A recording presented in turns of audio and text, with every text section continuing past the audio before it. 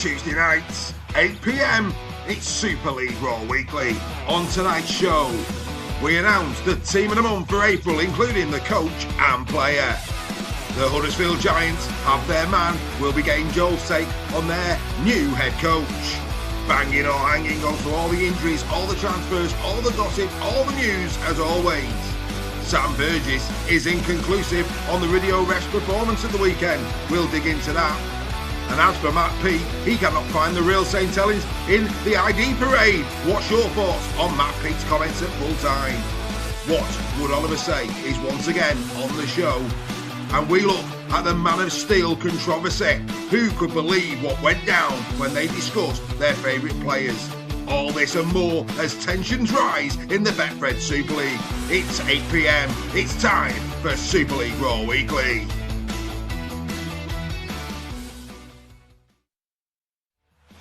This programme is proudly sponsored by BYD, the #1 electric vehicle in the world and the fastest growing brand in the UK car market. BYD in Super League Raw, building our dreams together. And the home of Super League Raw, the Bluebell in Warrington. Make this your pre- and post-game destination for the best food and drink in town.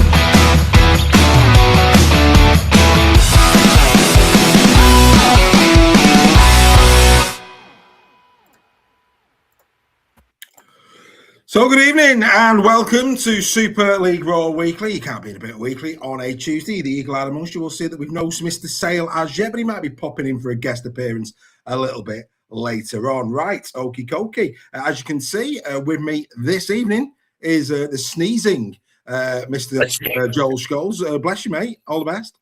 Thank you very much, and a very good evening to one and all. Indeed. And back after an absence last week for family reasons, Mr. Nixon. Hello, Mr. Nixon.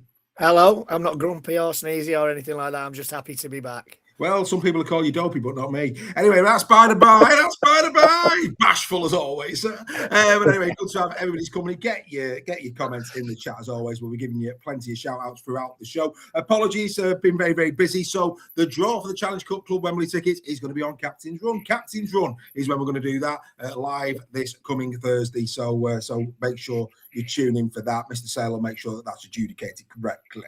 But that's going to be coming your way then. Of course, we're really looking forward to spending the day with the Super League Raw members in Club Wembley for that one. Of course, no skin in the game now, so I can just sit back and relax and watch everybody else squirm, which will be marvellous. Happy days. Super Chat's open as always. Good evening to the usual crew. Daniel Long, hello to you. Billy Ingram's with us tonight. Good to see you, Billy. Steve Cartledge with us also. Greg Roach, Dawn Baker. Oh, they're all flying in. Nigel Bennett, as always. John Beasley, Bradford, of course. Hello, John. Gary Hutchie's with us. Volstag's with us. Yeah, all the usual crew. Make sure you chat along with the show. It'll be great to have your company throughout this evening. Right, without further ado, let's get into the first item of the evening, and that, of course, is who is going to be the Super League Raw Coach of the Month for April. These are the contenders. Let's have a look at them. It's Paul Rowley, Brad Arthur, and Willie Peters that are up. We have just started a poll for you YouTubers out there. Who gets your vote? Make sure that you cast your vote. It'll be interesting to see who gets what there. But let's quickly, for the purposes of the podcast, tell you why these three men are the April contenders. All three, of course, winning all three of their fixtures. Saints, they beat Wigan at home in that epic game, 34-24. Then they went away to Hull FC, beat them 24-14, and then they got a win at home against Wakey, 18-12. They scored 76 points, conceded 50, started the month in 5th place with 8 points, ended the month 2nd with 14 points. Brad Arthur, they beat Bradford Bulls 24-12. Then they went away to the Giants and beat them 56-22. And then they beat the Catalan Dragons at home 46-4, scoring 126 points, conceding 38.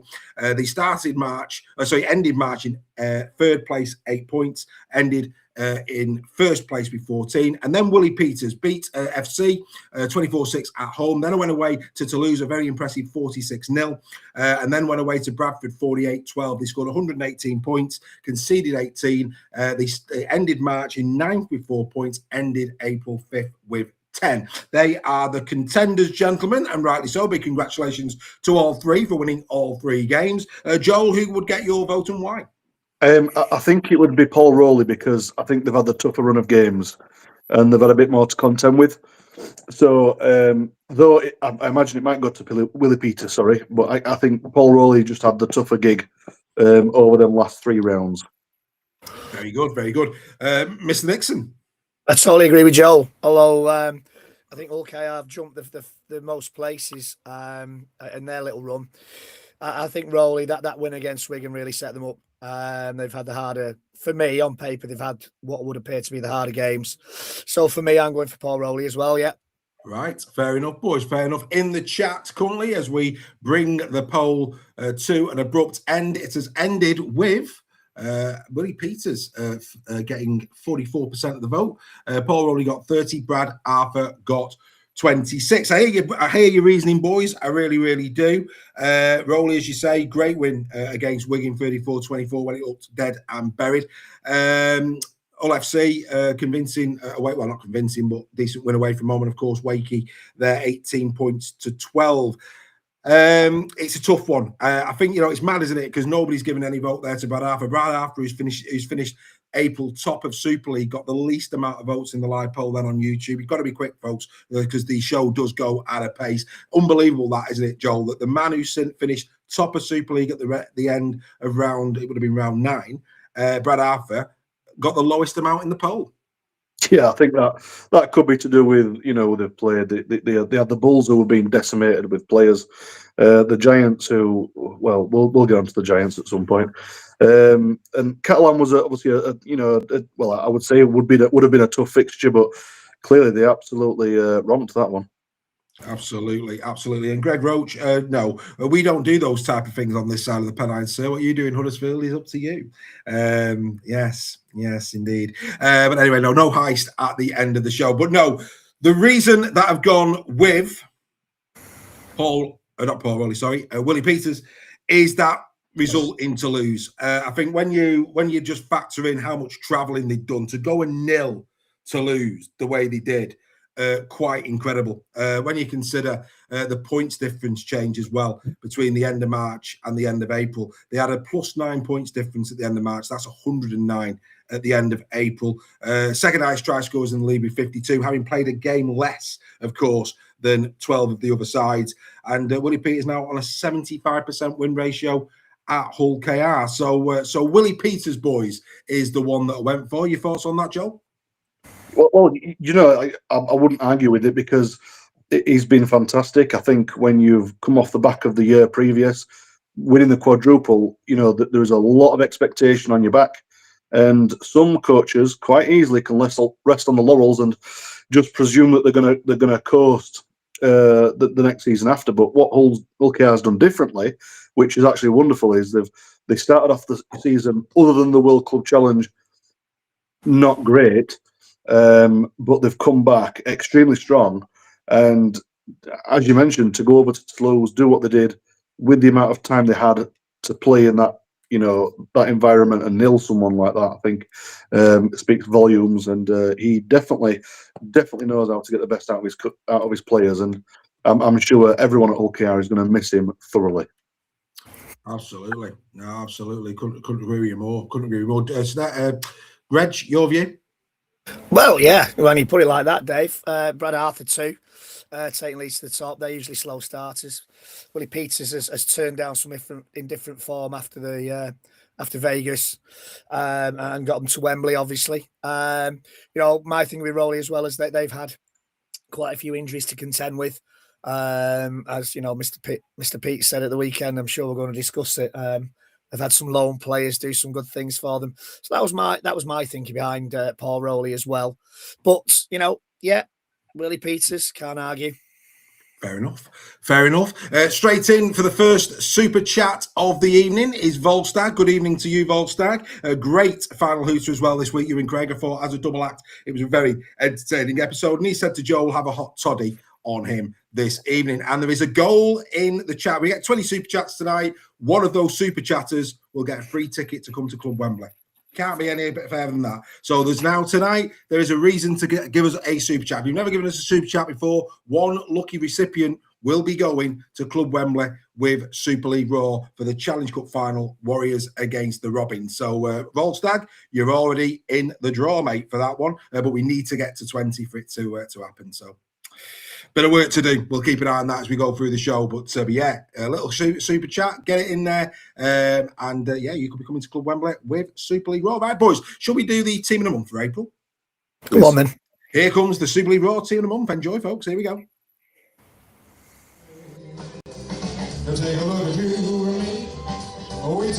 Team of the month is sponsored by David Presley as Elvis. If you want your wedding all shook up, contact David Presley today.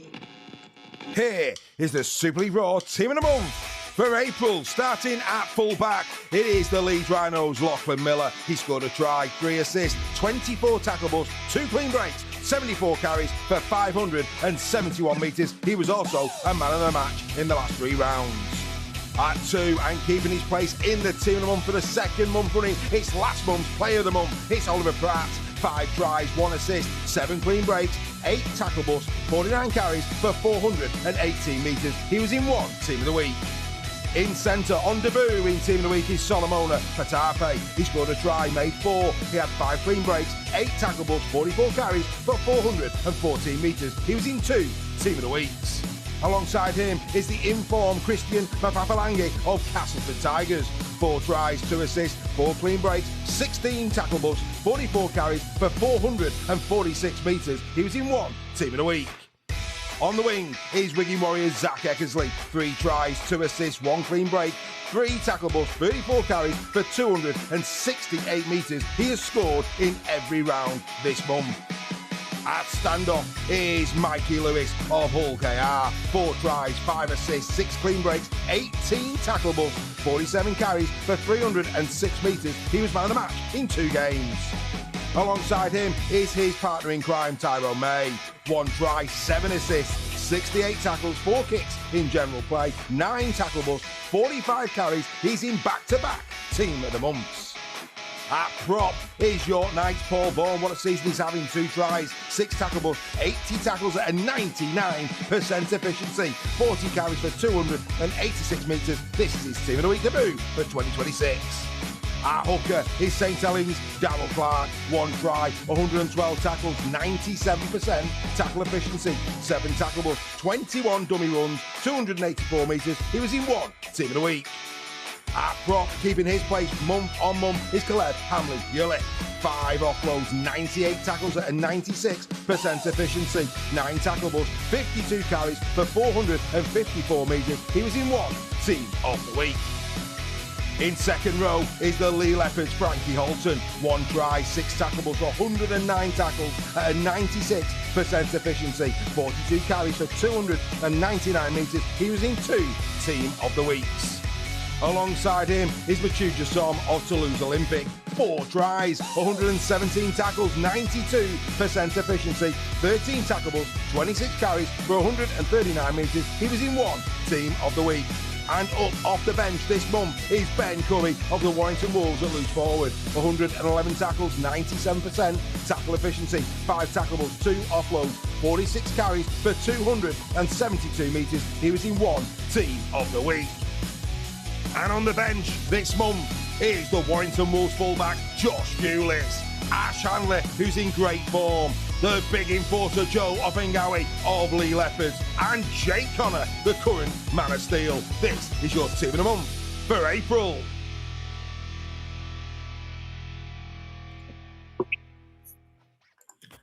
So there you go, the team of the month. So there you go, the team of the month for April on the screen, gentlemen. And yes, quite a lot of teams' shirts there, Joel. It's probably one of our most colourful team of the months for many a year.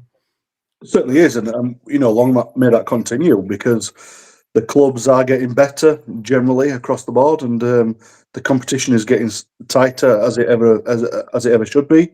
And it's nice to see some reoccurring faces.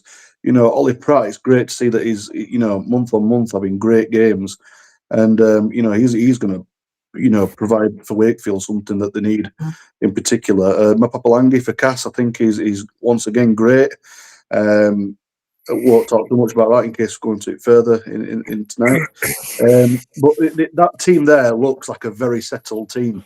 It would be one, and I've said this many times before on Team of the Months, I genuinely would be very scared to go up against that squad there, because you've got strike all the way throughout and very good defensive efforts from a lot of players. And having the halfback pairing of Mikey Lewis and Tyrone May, it's got to be there, hasn't it? Because they have been the outstanding pair, just in front of possibly Jake Connor and Brodie Croft. So, very happy with that Team of the Month. Yeah, I mean, Billy in the chat saying about where Brodie Croft must have been close. He was. Him and Connor in great form. For me, I think the interesting thing for me, Greg, about Connor and Tyrone May is I don't think that Mikey Lewis and Brodie Croft can play with as much abandon without those two. It's not only what they individually contribute; it's what they allow Croft and Mikey Lewis to then go and do. Yeah, every good halfback combination needs somebody who's got a bit of flair and a bit of off-the-cuff stuff, and somebody who's really steady and guides the team around the park. They're the perfect. So, you got Smith and French at Wigan, the same kind of thing. I'm with Joel. It's great to see so many different shirts there. Jazoom, is that how you say it? The Toulouse second rower? Jasom. Machuja Som, yeah. Am I right in thinking he got those 4 tries in one game? He did, but his all-round contribution in all 3 games. I mean, he's tackling, very efficient in his tackling, making good meters as well. Yeah, and Frankie Holton's becoming Mr. Consistency, isn't he? When he's playing, that he is just, he's got a level of consistency about him that's impressive. The 2 centres for Tapi and Mapapalangi, pretty good. It's good to see those in there. Good that Eckersley's in there. He scored a great try against Warrington. And like I think Joe was saying, Ollie Pratt flies under the radar a lot.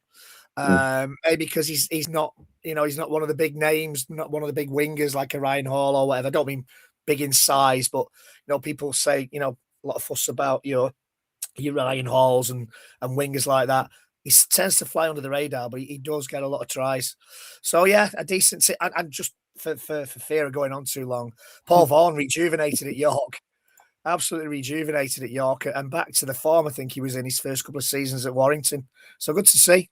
Absolutely. Nigel Bennett has gone in as well. Big thank you as well during the course of that presentation to Rebecca Frey, Keith Lambert, and also Craig Forth. We're just 15 super chats to go, and somebody will be getting a free ticket for Club Wembley this evening. It's all right, isn't it? But we need 15 more, and then we're in. But yeah, I'll be drunk.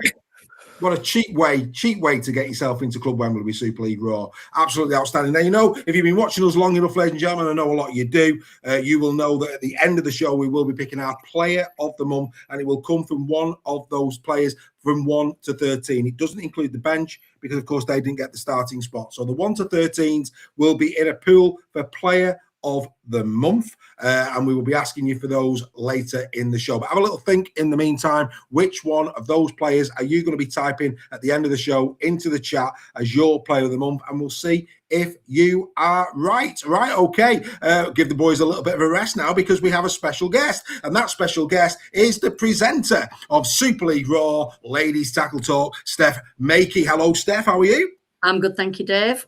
Wonderful. And of course, this week marked the 15th episode of the inaugural year of Super League Raw Women's Tackle Talk. And so far, so good. You and the ladies enjoying it?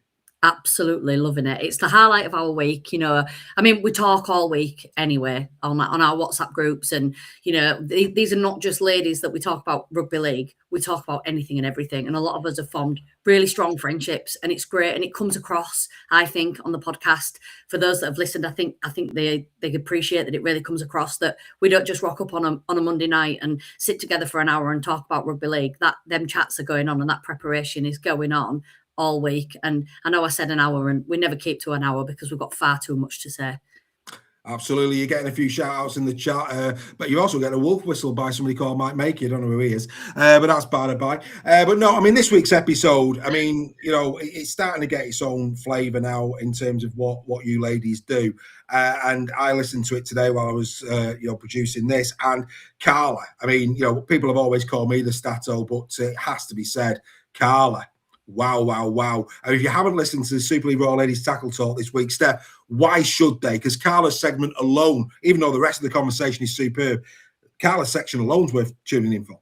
Yeah, absolutely, Dave. And you know what? I couldn't do it without the team of fabulous ladies that I've got around me that put the work in the background to really get this off the ground and do something that no other podcast has actually done this season in terms of what we talked about with the discipline and the analysis of the penalties and the refs and who's the cleanest players, who's the dirtiest players, who's the teams on the naughty step. And it's all within that podcast. And this is going to obviously roll around as well at the end of round 18, again, round 27. We wanted to do it at the end of round 9, but it took so long to put the stats together. We wanted to do it right. So it was a little bit delayed. But yeah, 3 times a season so we can revisit it. And, I could not do it without Carla. I cannot tell you the hours that Carla puts into putting those stats together. It's commendable. And Carrie is another one. She doesn't come on the podcast, and that's what's absolutely brilliant about Tackle Talk. You know, Carrie's there in the background and she's doing all our disciplinary work for us. She's adding up the points. You know, she produces a list of injuries, how many clubs have got what, all for us to put out on the podcast. And she doesn't even come on and present it herself. I mean, that is dedication to the cause and dedication of what we're trying to achieve at Tackle Talk, Dave. Well, you're getting lots in the people who have already converted who are listening already. They're giving you massive flowers in the chat. And look, ladies and gentlemen, the girls, ladies, women, whatever you want to say, they don't mind what I say. I can get away with murder with them. But the bottom line is, you know, the conversation, they get into so much detail. It's not just stats. They know the rugby league. You know, they're talking about headaches for coaches this week in terms of fullbacks. I won't spoil it for you. I want you to go and listen to it. And if you want to know which referees have given the most penalties against which teams this year, if you want to know, does home advantage really matter? You know, if there's questions like that you want answers to, you need to listen to Super League Raw Ladies Tackle Talk this week because Carla has got all the answers. They even do a quiz where you can test your knowledge before they give you the answers. I, for one, was hooked. Absolutely superb. Steph, it's going from strength to strength. Your ambitions from now until the end of the season?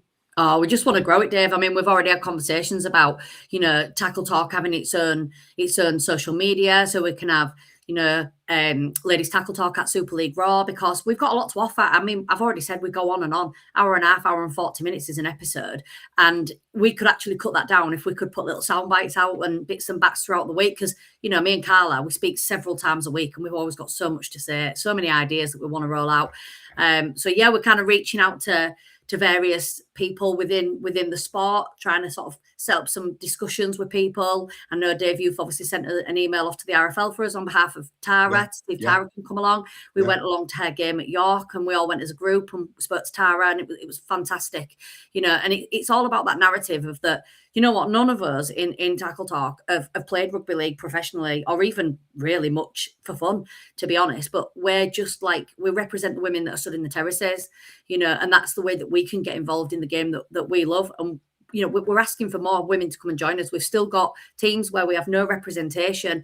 And of course, everybody is welcome to come and join us. But, you know, there's teams that we still don't have. We've got nobody from Leeds, St Helens, Huddersfield, Catalans, Bradford, York, Toulouse. That's to name a few. We've got good representation across the other teams, and obviously whatever team you support in Super League, you're always welcome to come and join us. But we want to give a really fair and balanced approach to what we talk about, and to help us do that, the more representation that we've got, the better.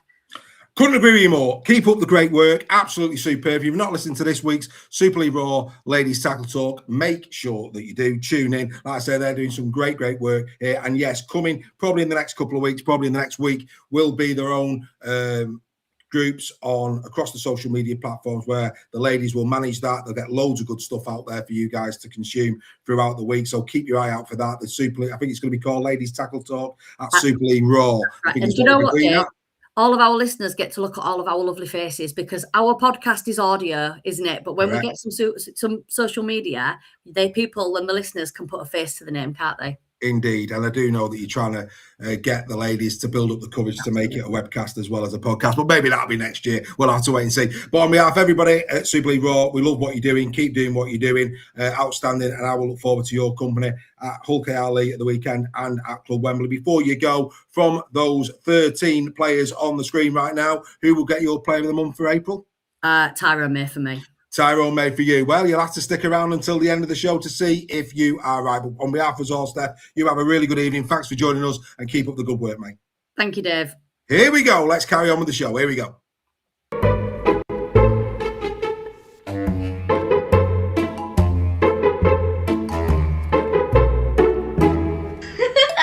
Give your head a wobble.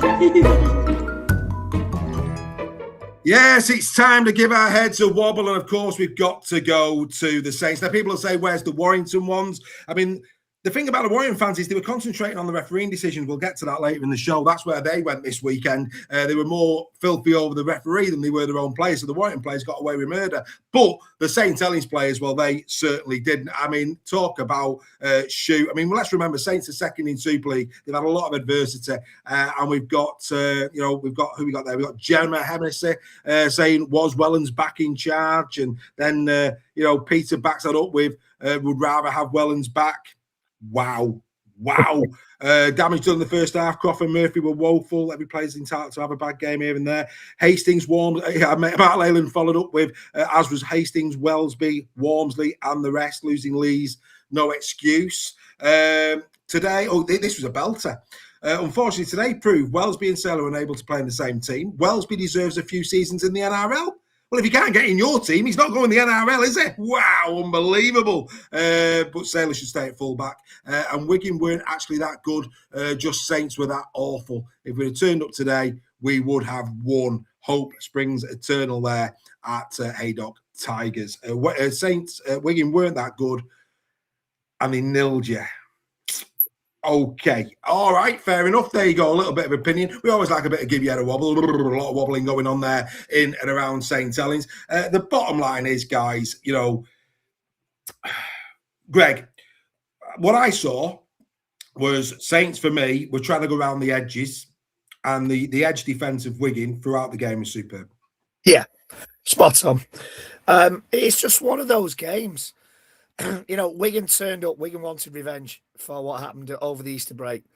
Wigan were just in a different gear to Saints. It is just one of those games where everything Saints did just didn't come off. And those games happen. It happened to Warrington on Sunday. I'm sure we're going to discuss that in a little while.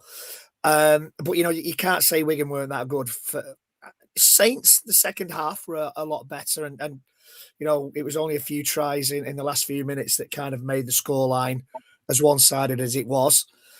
Losing Matty Lees so early on, I don't care what that poster says. That is a big effect. It not because you're losing a class player, but because you're down on the subs bench as well. You're down on your interchanges.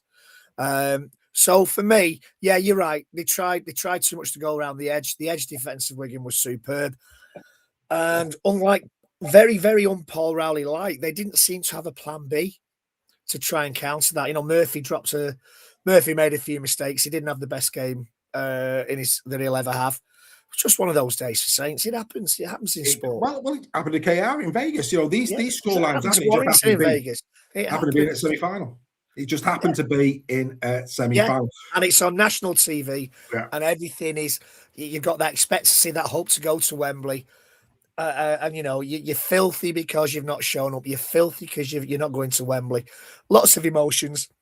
As I said a couple of weeks ago, there are lots of knee-jerk reactions from fans in the aftermath of games, and then a few days later, and that's the nightmare with social media. That sometimes you post it. I know that guy posted today, which is a bit daft, but sometimes you post in the heat of the moment, then you regret it the day after when you've either sobered up or wisened up. So we all make knee-jerk reactions. We're all filthy in the aftermath of a defeat, especially when we haven't turned up. So yeah, just have faith in Paul Rowley. He's a great coach. Early days, man. Early days. Joe, I think for me, what surprised me about, I don't know, losing Lee's early doors was not great. But for me, I think you've got to try and bully Wigan down the middle. I really do, and really tire out the middle units, and then start to try, because once you tire out the middle units, that attracts the edges in a little bit from a defensive point of view, and then you might be able to go on the outside. I just didn't think they did enough work down the middle, Saints, for me. Exactly, and they should have done, because Saints have a bigger pack. I think they have a stronger pack, and arguably maybe more mobile. I think they outsmart Wigan in the pack completely. But this is the difference, though. And I want to ask a question to all the Saints fans in a minute, if that's okay, Dave. But before I do, when your coach gives you a game plan for the day, why are people going to always go to the coach straight away and not berate that the players haven't necessarily done what the coach has asked? We all know that Paul Rowley is an incredible coach. He's done incredible things at clubs where they've had no money, they've had no resources. He's now at St Helens that do have these resources, and he can do things. So I guess my question to the St Helens fans are, what gives you the divine right to think that you should be able to win every single game, have every right to every best player, you should be the best at this, best at that? Why can't it be okay that you just lost? I've supported a club who lose week in, week out for the past forever. I've been there, and I still support my club, and I love my club. And I love the passion that the St Helens fans have. But there seems to be almost like this upper class thinking that they have got a divine right to be the champions and the best. Why can't you just be okay to be bad that day? Why can't you just lose gracefully in defeat? When you see in them comments, and I'm not trying to say this to get people's backs up, and I know it will do, and I'll have a lot of people at St Helens that don't like me now. But the point I'm making is, you've got a great set of fans that love your club, but show that in defeat. Show grace in defeat. Because I have to do every single week for my whole life. You're not always going to be the best, and you don't always have the right to win the games. You've got to be in it to win it. And that's where I'm going to stand with that. Yeah, I can't disagree with that. And look, I think for me, in closing with regards to Saints, but I mean, look, you can't take anything away from Wigan. Eckersley's scoring run has been superb. He continues to be in incredible form. He was in our team of the month there, and he's already making his play for the team of the month in May. He's been incredible. But I think for what I saw as well in this game from a Saint Helens, and it's a big headache for Paul Rowley. We've said it many times, the Welsby-Sailor conundrum. What I saw was both players trying to play the same attacking shapes, and at times they were getting in each other's way. That's what I saw, and I think that's a big headache. And I think for me, should Lomax have started? Would if he had his time again, would Lomax have started with Hastings? I don't know. Look, when you actually take a look at that game with fresh eyes, Saints didn't play badly. No, they didn't. Play badly. It's just Wigan were absolutely clinical. They were just clinical. And that's it. Yeah, and Semba had probably his best game of the season. The way he riled up Walmsley was I thought was superb. As a neutral, that's old school rugby league. Two forwards going at each other, and actually getting you don't often see Walmsley rise like that. And for me, I thought Semba was superb. He had one of his better games, without doubt. Yeah. Now, we are going to just carry on with this a little while longer. But before we do, let's do this. Banging or hanging? Okay, we're going to start off banging or hanging with, of course, the big one, which was Matt Peet at full time. Having a go at Saints' identity. Joel, was this banging or was this hanging from Mr. Peet? Hanging. I don't think you can be really coming after other clubs and people. It's none of your business. Stick to your club, and you do you. That's the one thing I've always learnt by. Greg, what would you say? Very, very un-Pete like, I thought. You don't usually get comments. He's usually down the middle, fair and straight, Matty Peet. And I was a bit surprised by that. Yeah. He embarrassed himself a little bit, I think, there. I think he might have a bit of the fear over that comment for a few weeks. Very un-Pete like. Well, what it has done is it's made Magic Weekend tasty. I think we'll all enjoy that one when it comes around. But I tell you, for me, and this is the way as you say, Matt Peet normally very, very calm at full time. Win, lose or draw, very, very calm. And I think Steph said to me he's been storing that up since Good Friday. But I don't know about you, but have we seen here? This it's without doubt in terms of results and set of results. It's been his worst period for set of results. The 4 defeats in Super League in a row. That's his worst period, and I think he's been under pressure. And when I say under pressure, not by the club, his own pressure. I think he's felt it. I think I think we've seen a slightly different. He's been creeping in the interviews throughout the weeks. He's been trying to bat it off, but it's going to hurt him. He's very passionate about his squad. And maybe, just maybe, it just came to the surface, because normally what I'd have expected there from Matt Peet would have been his team's just done the talking on the field. He doesn't need to do any more. It was a tough game. The little bit of the scoreboard doesn't reflect how tough it is. Onto Wembley and just keep his powder dry. It's very unlike very unlike him to do what he did. So I just think maybe that little bit of personal pressure, where his head's been for the past 4 or 5 weeks. And he's just found himself having a reaction. That was my view on it. I think, like you said, Greg, I think he'd probably regret it afterwards, maybe. But he's only human, isn't he? Yeah. And he has bitten a couple of times, not to that extent in interviews over the past few weeks. So, he's at, people might not like me for saying this, but he's at one of the, if not the most famous English rugby league club in the world. There's a lot of pressure. They expect, like Saints fans, Wigan fans expect success a lot of the time. Maybe it was just that pressure valve of him getting to Wembley after they missed out last year, and he's just said something that he will regret. He will regret it, I'm sure of it. Absolutely. A new poll in there. People who are watching, what were your thoughts? Matt Peet's comments, banging and hanging. Get your comments in.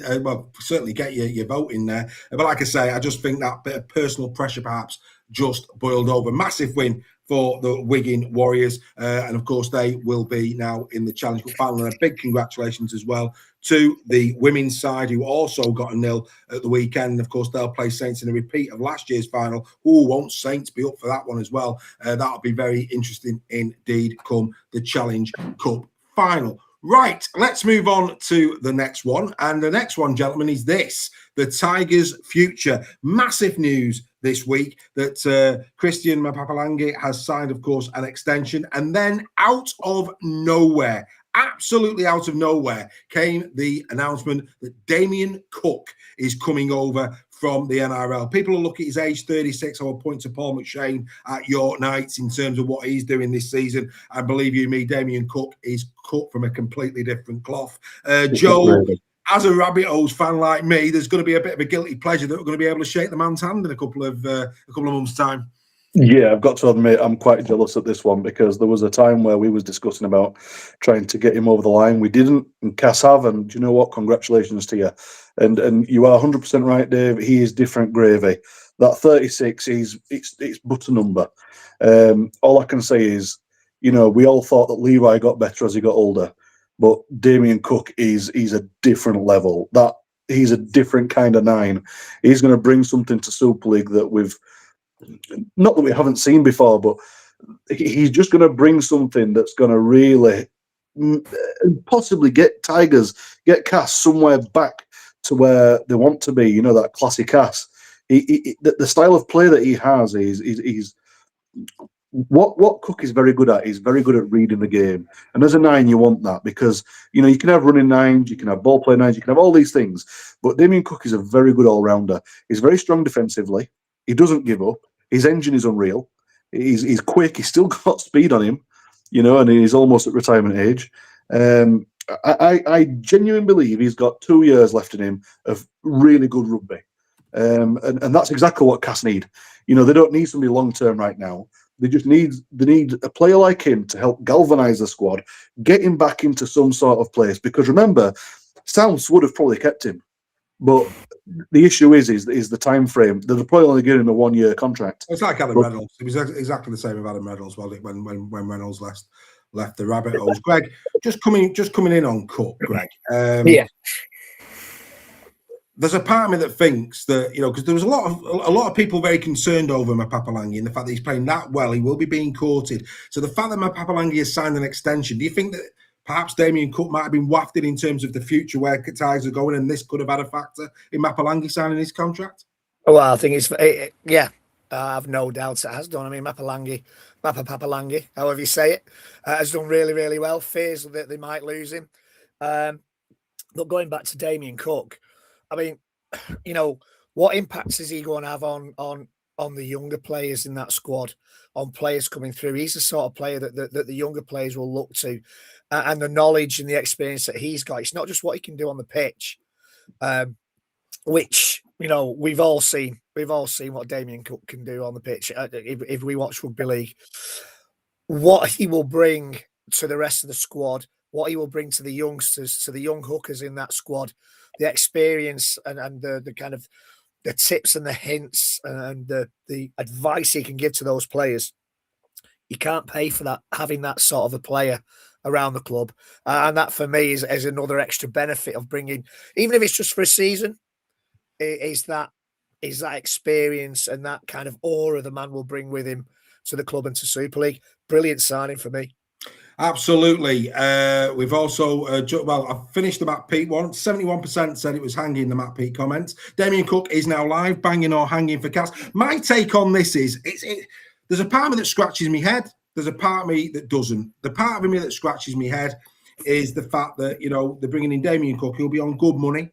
And, you know, I think Cass need wholesale changes. And I know it'll only count 150k on the cap, but you know, when you look at what's been achieved with Mapapalangi, could they have got 2 for 1 there? That's just in the back of my head.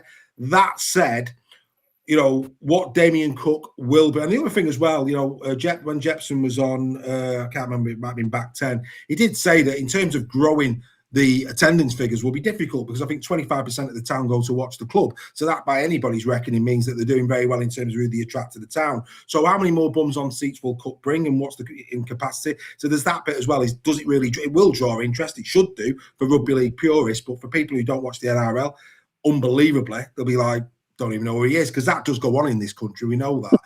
But I think Greg Roach mentioned it in the chat, and this is where I think it is a great move for Casford. I agree with you as well, Joel, that I think he's got plenty of rugby left in him. But I think what we saw at KR last year, look, Casford are a million miles away from trophies, but what we saw JWH and Mickey Bakalorn do in the changing room at KR last year was immeasurable. And if Castleford really do want to change culture and move a club forward, if they bring over the best version of Damien Cook, both on and off the field, this could have a lasting legacy in the next 10 to 15 years of the Castleford Tigers. So for me, I think that is incredible. And what we're starting to see is maybe, just maybe, Castleford now, I think Ryan Carr would all agree would appear to be the right coach. Mapapalang is a great, great player. I mean, for him to be doing in the current Castleford team what he's doing, imagine if they can bring quality around him, what he could achieve. Unbelievable. So yeah, I think this is really, really good news for Castleford. Of course, Alex in the chat there, Robbie Mulhern hasn't been confirmed yet, but we do believe Robbie Mulhern will be unveiled. They like to do their announcements, both who's leaving and who's coming in at the end of the season. It would appear that Castleford are respecting that. Of course, the Priest there as well. And there'll be question marks over them. Robbie's current injury problems with his calf. The best version of Robbie Mulhern, we said it last week, one of the best in Super League. Dupree, I think Joey's out and he's going to have to do a lot of work for me. I don't know who the 5% hanger is for Damien Cook going to the Castleford Tigers as we bring that poll to an end. Maybe let's make a small point. Point. Go for it. With Cookie coming over, I think the Cas fans have got to be really appreciative of that because he might be the reason why Ryan Carr would stay. And also the fact that Mapapalangi want to play because Ryan Carr's there. So it works hand in hand. Yeah, and I think that is a major boost is the fact that because Damien Cook's coming over, Ryan Carr, you can see he's being so upset with the way the players have played. And Damien Cook will not allow them players to not play the way that Ryan Carr's asking them to play. He'll be screaming his head off on that pitch, making sure that they're doing exactly as they're told. And that will probably give Ryan Carr some reassurances that they want to send the club in the right direction. Absolutely. There's an argument that you make Cook your captain. There's a big argument for that for me based on... Do you know what, Dave? I thought I just struck me on this one. Sorry to interrupt. Go for it. But this is very similar to the Alfie Langer signing at Warrington all those years ago, where everybody thought Alfie Langer was way past his best, and he lifted the club, and he played so well he got back into State of Origin. So this for me is very, very similar to that kind of signing, where it's that sort of player where, yeah, he might not be at his peak now, but the influence he will have on the team, the dressing room, is immeasurable as far as I'm concerned. 100%. As Craig Forth says there, we have got a competition this evening for the super chats. A super chat, it can be however much you want, but any super chat tonight, as long as we get to 20 super chats, we will give away a ticket for the Challenge Cup final, Wigan against KR, with us here at Super League Raw at Club Wembley. Outstanding. Could be a very cheap ticket that for somebody, and you can come and enjoy Club Wembley with Super League Raw. But we are still short. I think we've got still got quite a few to go. I think we're about 12 short, I think, on the last count, something like that. But it's doable. So somebody could be getting to Club Wembley with Super League Raw this evening. Right, we're now going to pass back to Joel because, of course, this week it has been announced that after a long wait, the Giants have finally tied down their new head coach. Joel, tell us about your new coach and your thoughts with regards to this appointment, mate. Yeah, absolutely. So Jim Lenihan, for those who have been around Super League long enough or English Rugby League, knew that he played at the Giants back in '99.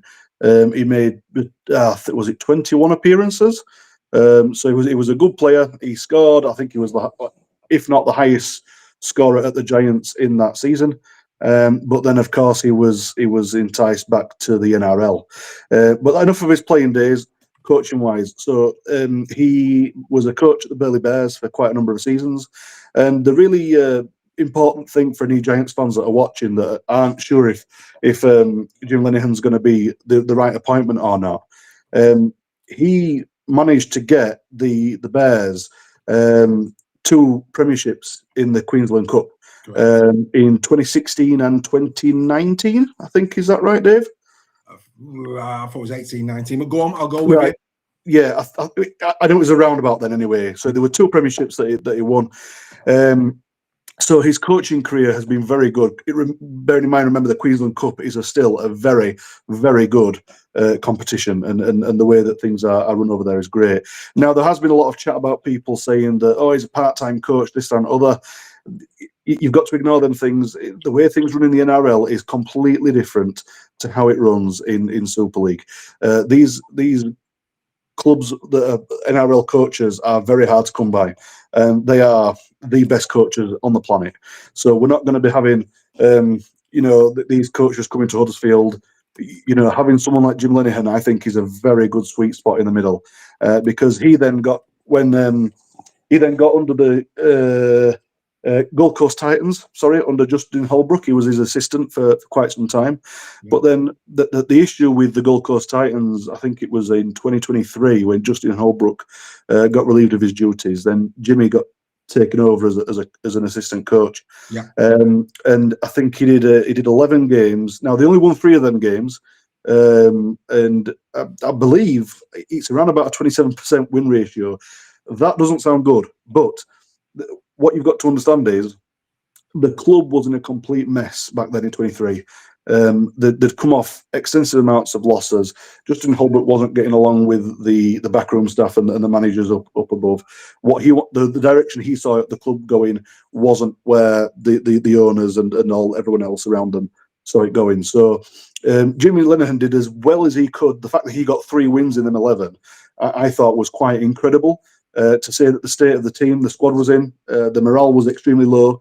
And the great thing about Jimmy Linehan is he's not one of these flashy coaches. So, we're not going to expect him the most champagne rugby in the world. But what you are going to see is proper processes, not Ian Watson's processes. We're going to see real processes, structure made, very defensively minded. When you watched them win the Premiership with the Burley Bears, the defence was on point. So he's a very much mindset of defensive coaches, and as we know, defence wins games, and that's something that Huddersfield have really struggled with. We've not had a problem scoring, we have had a problem defending, and that's what he'll bring. And to try and wrap it up just a little bit quicker for you, he's going to hopefully, with the contacts that he's got, bring in the right kind of players for Huddersfield to make that step forward to be in some sort of final. Whether it's going to be he's going to bring fit ones. That would be good, just to stay on the field would be pretty cool. And I'm hoping that he's been given assurances, which I'm sure he has, that he can have not an open checkbook, but he can basically sign who he thinks that he needs to. But I think this is a very good appointment. I've thought about it very strongly. But yeah, there's a lot of Huddersfield fans that aren't happy with it. Just remember, he almost signed with the West Tigers in 2026 to be their coach. So just remember that.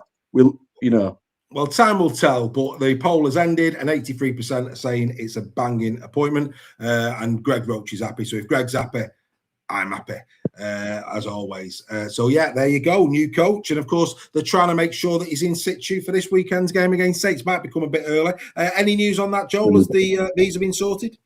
Not as of yet. I think it might be a little bit too early. It most will likely be. He might be, yeah. I think he'll probably be getting on a plane around the time of the Saints game. Fair play. No dramas. So happy days there. Right, we'll move on, and we'll move on to this. Burgess is inconclusive on the video referee's performance. Sam Burgess at full time, shooting on the length of the game. Looked a bit nonplussed as well at some of the decisions that were given at the weekend. Go on then, Greg. Your thoughts on Burgess's comments? Yeah, first of all, I was pretty filthy at us losing at the way we performed. KR deserved to win 100%. They were better than us in all aspects of the game, in defence, attack, down the middle, out wide. They were just better than Warrington. And you know what? A little side swipe before I go into this. I'd be pretty filthy if I were Rovers fans at this moment in time, because they outplayed us. They deservedly won, but most of the chat this week has been, oh, the referees won it for KR. The referees were against Warrington, and they must be pretty fed up that's the thing that most fans are highlighting. I don't think they'd be bothered about it off to Wembley. I know, but you'd be fed up. You will be fed up that the performance of your team is overshadowed by, oh well, they're only there because the refs got them there. They didn't. What this didn't do did help. It didn't help. It didn't help the image of the game. It's on national TV, and Sam's right. The length of time that we're taking now to make these decisions, video, and we see it in a lot of other sports. The length of time that it's now making to take these decisions is getting beyond a joke. So we need to, what's the answer? We cried out for video help for referees. because referees were getting pelters because they were making mistakes. We bring video, technology in for referees to help them, and people are complaining about that. And for me, somewhere there's got a line has got to be drawn, that there has to be a time limit on. I mean, we tried it a few years ago, bringing a time limit in on the video ref decisions, and for some about 10-15 years ago, I think it was, and then that kind of went by the wayside. So for me, if we're going to carry on with Captain's Challenge, then it has to be either a time limit or a number. Just, you can only look at different angles once. But then, I know what you're going to say, the TV people, the producers aren't helping the video refs, because you notice more and more the video refs are saying, can we see camera 9? And they're carrying on showing them a different angle than the one they want to see. So there's got to be a conversation. There's got to be a marry up of technology, what the video ref can see, and then something that comes in that says, yeah, somebody's just put in the chat, not the chat, in the chat, the shot clock on the video ref, and that might be an idea. The game lasted over 2 hours, and that's not good. If Warrington fans are travelling through Mordor to get to Doncaster, they really want to get home before they have to start work on a Monday morning. So for me, yeah, I think Burgess has a right to question it. And I think the RFL have got to look into it and see how it can be made a lot better. We're still going to get controversial decisions. I'm not talking about the decisions because I think Chris Kendall was basically watching a different game to everybody else. So I'm not going to go into those decisions. But we need, if video technology is here to stay, then we need to help the referees even more and give them some kind of ground rules that they can't keep going back and two. 3 or 4 angles, 2 minutes, 1 minute, and that's it. Then you make your decision. Interesting times, and of course, this has got a lot of people chatting. Dawn Baker is the latest to go in on Super Chats. Hello to Dawn. Believe in the power of positive drinking, guys. Have a pint on me, Dawn. Hoping now that more people get super chatting, so there's a ticket on the line for the Challenge Cup final. That's it. We need to get to 20, folks. How many is that now? I think we've just got to double digits. That might be 10. So, like I say, any values, just get in there. Your opportunity to come to Club Wembley. Joel, your take on Burgess? I think he's got a right to question it. Everyone's saying now the game's become a 2-hour game. They're almost as long as Reggie's comments. But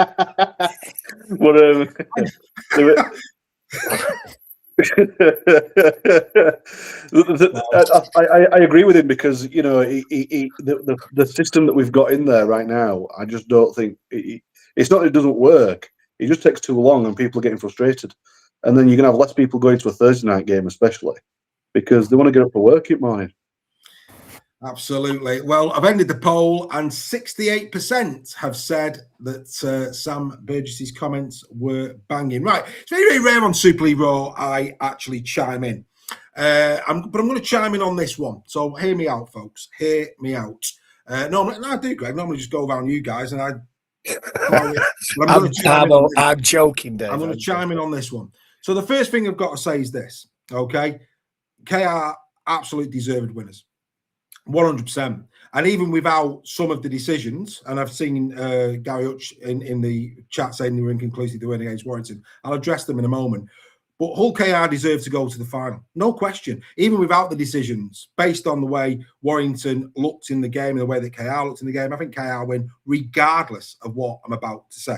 So straight away, no issues with that. KR ultimately deserving to go into the final, no dramas whatsoever with regards to that. But if I'm a KR fan, I would open my ears right now, because if that was against your team in the final against Wigan, I think you'd change your tune. And this is where referees we've got to be better. We have got to be better as a sport, because it ain't good enough. Now, again, if people take the rose-tinted glasses off, all right, and let's remember, for the first 3 years of doing this show, nobody had a clue who I supported, and there was bets going on as to who it was, because I'm one of the most impartial pundits that you'll ever meet. But I've got to call it straight, and I'm going to call it straight. Joe Burgess drops the ball. It's a knock on. If that's a Wigan player in the Challenge Cup final, KR fans will be screaming. Let's just get this absolutely right. He drops it. At no point is there a reef in action. At no point did you see a reef in action with regards to that. Jez Litton knocks the ball out of Joe Philbin's hand. Now, you could argue on that one that Joe Philbin has got to have more control of the ball, and I will concede that. However, was there a motion to dislodge that ball? Yeah, there was. And it was clear as day. But the referee, for some reason, didn't see it. But we could all see it. And again, KR fans, Wigan fans, if they take your glasses off, if that was against your side, you would be saying exactly the same thing, whether you like it or whether you don't. Now, Bentley should have got 10. I'll be straight on that. How James Bentley doesn't get 10 minutes, I'll never know. I will never know. But that was 10 all day, without a doubt. So there's one back. No dramas. Mikey Lewis goes to the floor and isn't touched. Tackle is not complete. He gets up, Warrington go again and get a penalty against him. Tackle's not complete. At no point did a Warrington player touch Mikey Lewis under those sticks. At no point did that happen. Petter Hiku has got to roll away from the play the ball, and that means not going back across the play the ball to the left like he did, but to go to the right. Petter Hiku went left, and by going left, he's impeded the play the ball. Does Mark Sneed push him? Yes. But what happened before then was Petter Hiku chose to not go right, which is where his body was taking him, but he chose to come back to the left across the play the ball to slow it down. That's a penalty in anyone's, and it is. KR fans, if that's in the final against Wigan and it goes against you, you're livid. It's a clear obstruction. And then the last one, and again, this is forget colours. I'm talking about decisions. I'm not filthy. Warrington didn't deserve to get to the final regardless of any of this. KR deserved to go to the final. It's going to be a great final. But we've got to address these problems. We have to be better. I get the point about a video technology. The Hiku one doesn't need video technology. The Hiku one's a penalty as long as the day. He's here now. He's gone to the left. He should have gone to the right. What's going on? And it got sent up. So it's been reviewed by the video referee. And at no point is he saying he's not gone. You know, if he's on the floor, right, if he has to roll to the right, if he'd have rolled to the left, like a carpet, it'd be like, but he wasn't, he was on his feet. Doesn't matter if you're on your feet or on the floor. You've got to roll away. Roll away is to the right, not to the left like he did. So that's a problem. That's a problem. And then the last one. How many times have we seen two players jump for a ball? It's come off the attacking player into the defending player and a knock-on been given. Now, we see these time and time again. I can very seldom remember that type of incident where the benefit of the doubt has gone with the attacking player. Can anybody tell me different? No. And this is my point. It's not about the colours of the shirts. It's about we have to be better. Because for me, with 40 odd years of watching rugby league, I'm sorry to say this, but I think not that it developed Warrington, they wouldn't have won. They wouldn't get the wrong rub of the green, yeah. And all UKR fans out there who think that I've got a problem with it, I've not. I've not got a problem with KR winning. They deserve to win. But what I'm asking you to do is take a step back and say, if that happened to you in the final, it's too easy to put in a comment. It's too easy to say inconclusive or the referee, I thought the ref had a go. Take a step back, take your colours off and ask yourself the question. If that was against your team, would you agree? And for me, this isn't about bias. It's about look at the decision. With a clean pair of eyes, there were so many decisions in that game where for me, I'm going, no, I'm sorry. I'm seeing on the video, and we've seen this in other games this year. We've seen this in other games this year where we're seeing something on the video, but for whatever reason, the referee ain't seeing what we're seeing. And it's crystal clear. So that I just wanted to limp in on this because I do think, one, they're taking too long. I don't understand why, once they've said they made a decision, they then go, take me back to camera so we can see it put down again. Why? Don't need to see the try again. They're about to show the try again whilst we're waiting for the kick to be taken. We don't need you to do that. You've already made your decision. Don't need to go back to camera 9 and show it us again. Just give the try. Let Sky or BBC show it again and let's crack on. Yeah. There was a decision in the first half as well, Dave, where I can't remember who it was. Warrington tackled, it might have been Hiku, tackled a KR player and put him into touch. And it was a penalty to KR. The movement hadn't stopped. Ball playing arm hadn't touched the floor. It was a legitimate drag into touch all day long, and it was a penalty to KR. You know, there are some decisions that you see each week that and I agree with Dave. It's consistency of decisions. And you're right with Bentley. Bentley should have had 10. Should have gone. Yeah. I couldn't believe if that's a Super League game, he's sitting down. And this is again about, you know, we want 13 on 13, we do. But he even said that's 3 penalties. And there's been other podcasts, and I think even the ladies on Tackle Talk, and even maybe the Hooter Boys said the same thing. How Bentley isn't hooked when he's got away with that for Tanginoa, I'll never know. Because he was a ticking time bomb. Yeah, but Bentley was given a job to do. He just took it too far, didn't he? Yeah, but he was given a job to do. Bentley. Thanks to Mark Williamson for getting involved in Super Chats. And if you do win, we will indeed do exactly that. We're not a million miles off there. We are going to be giving, hopefully, a ticket away tonight for Club Wembley. That'd be nice. And of course, the main draw for the competition, which we'll go through in a moment, that's going to be on Captain's Run this Thursday. So I just need to see there's a comment on the chat saying he shouted held. The player wasn't held, he was still moving. So he shouted held before it was held. Which decision is that? The one about him taking into touch. He'd shouted held prematurely. Yeah, he shouted held. Because the player was still moving. Yeah. The referee's 100% wrong there. So exactly. Yeah, absolutely. Look, people know that I call it straight. And I will just say it one more time. Even without those decisions, KR, I think, win that game. Genuinely, I do. And rightly so. They are a far better side than Warrington. Yeah. Far better side than Warrington. Forget league position. I said this before the game even kicked off. Hull KR are a phenomenal rugby league side. Anybody can win on the day, and they can. But KR deserve to win that. They're head and shoulders currently for me. Well, maybe not head and shoulders, but they're comfortably better than Warrington.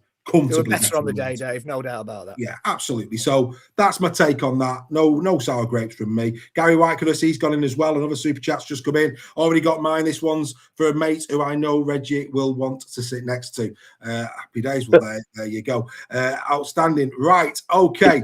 So there you go. That's that one done and dusted. Whilst we're doing that, I've had a sneak peek of this. So we'll get this one out of the way now. Here we go.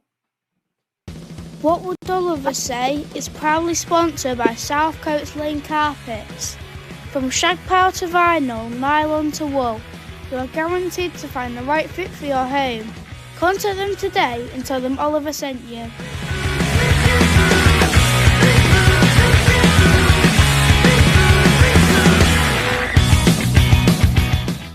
This is What Would Oliver Say at Super League Raw. Yet again, we're talking about refereeing. James Batcher has been charged with a collision where he ended up taking a head knock himself. The game's trying to protect players. If there's head contact, defenders are always going to be under pressure. We're not arguing against that, but my issue is that I look at disciplinary list and I thought to myself, James Bentley's not even on it. That's when all the fans start asking questions. But if Batchel's incident is dangerous enough for a charge, how does Bentley escape that kind of charge after his high shot on Mikey? It's ridiculous, really. But fair play to Mikey as well. Despite the reputation he gets, he actually calmed things down yesterday. Got straight back up, got on with it, didn't try to milk anything. Let's be honest, Mikey stays down, holding his head. Bentley probably ends up in a red card.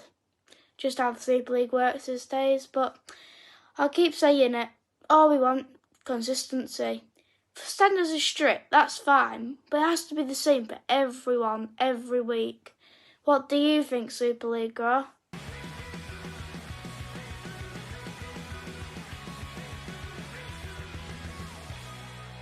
So what do we think, Super League? We're looking forward to seeing little Ollie at the Challenge Cup final as well. I'm sure we'll bump into Ollie and his family. Good evening to him. Joel, address the young man. What's your thoughts?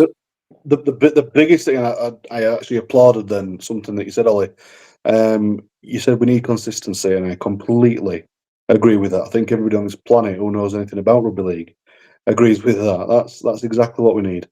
The issue is there is players like Bentley who is very well known for his tackle techniques or lack of, and he does love to put a shot in on people. Sometimes a little bit more vigorously than what should be allowed in the game. And unfortunately, because of that lack of consistency, things get left and decisions get made or not made in a way that unfortunately can have a negative impact. And if we had more of that consistency, then yes, the scrutiny against the refs that's always been there and always will be there would be lessened. And it's a bit of a shame really for the refs, because they do cop it a lot. Most of the time when it's not maybe when they should, but when they do get it wrong, they get it really wrong, and we unfortunately see more of it now being on cameras.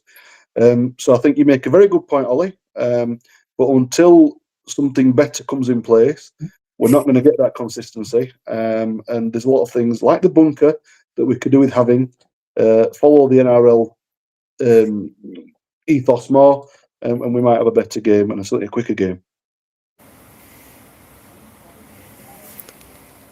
Reggie, the one thing that I have to say, and I really do hate it when we see this, Bachelor getting into trouble with the MRP for a head clash. Now you're not telling it's not a complete freak accident on a rugby league field. What are we doing? It's ridiculous. It's taking it way too far. We had a situation a couple of years ago, Warrington against Hull, early season. Corey and I can't remember who it was, an accidental head clash. Yeah, it was the lad at Hull FC. It was what? The lad at Hull FC. I forget his name now. He only played a couple of games and went back home again. He got a red card, straight red. It was an accidental head clash. So, okay, if we are going to cite players and fine players and ban players for accidental head clashes, what happens when it's friendly fire? When your own player bangs into the head of your own player in a tackle. This is what gets me when players are banned for picking up players who are supposedly injured. We see week in, week out, their own teammates going to them and touching them and trying to pick them up, and nothing happens. But when it's an opposing player, if you're Paul Vaughan, you get a 3-year ban. No, I won't let it go. But it's silly. Where do you draw the line? It's an accidental head clash. If he's taken his head off with a swinging arm or an elbow, or he's stuck the nuts in, ban him all day long. Yeah. But accidental head clashes, it's ridiculous. There's no other word for it. Ridiculous. Yeah, it is. It is absolutely crazy. So there's another, what would Oliver say? Good to see you, young man. He'll be back, as always, next week with another posing question for the boys. Before we leave hanging or banging, there is, of course, more injuries hit again. Wow, just wow. Matty Lee's, of course, out for the season. Jack Bird out for another couple of weeks. They've took the opportunity of a week off to get him under the knife on his knee, but he'll be back in a couple of weeks' time. I think the other side of the Challenge Cup final. And, of course, announced that Adam Clune's going to be gone for 14 weeks as well, Joel. It is one of those seasons where we are being deprived of some exceptional talent on the field of play. It's a real gutter. It just doesn't seem to be slowing down, does it? It doesn't. And the unfortunate thing is it always seems to be the same players having recurring injuries all the time. Clune has been with us now for... I can't even think, because he's been out that long. Is it 2 or 3 years now? And I think he's not even played a quarter of a season in 3 years. And I've said it so many times. You can be a wonderful player, which he is a good player when he's playing, but that means absolutely nothing if they're not on the field. And people say use the word stealing a wage. I wouldn't go that far, but because injuries happen, injuries are injuries. But what you don't want is players getting injured. But then you look at like Matty Lees, I feel for him so much. What a cracking player he is. He's so integral to St Helens. And it's a massive shame. But, he's without doubt going to come back fitter and stronger. And Bird, it's a massive shame for Lees because he's been outstanding. I've seen him up close and personal. I think he's a great player. Very, very impressed. But the great thing is Leeds have always got somebody waiting in the wings ready to take the spot. So they're going to do okay. But yeah, injury is a massive crisis and something he's looking at because clearly something's not right.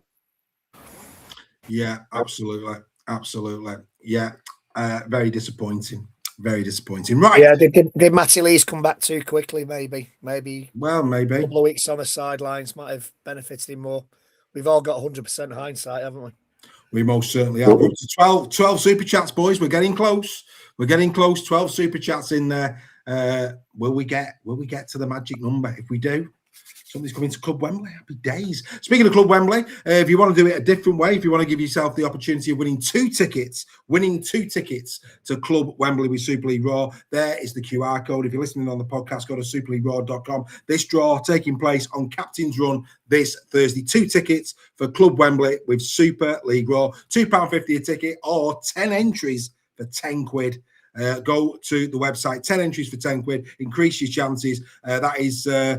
best part of £100 worth of value tickets there, ladies and gentlemen, and you could be going for £2.50 or maybe a tenner. But what an incredible competition that one is. Like I say, that will be drawn this week on the Captain's Run. We wish everybody the very best of luck. Make sure you tune in for that one. Outstanding stuff, boys. We're doing well. We're doing well as always. Right.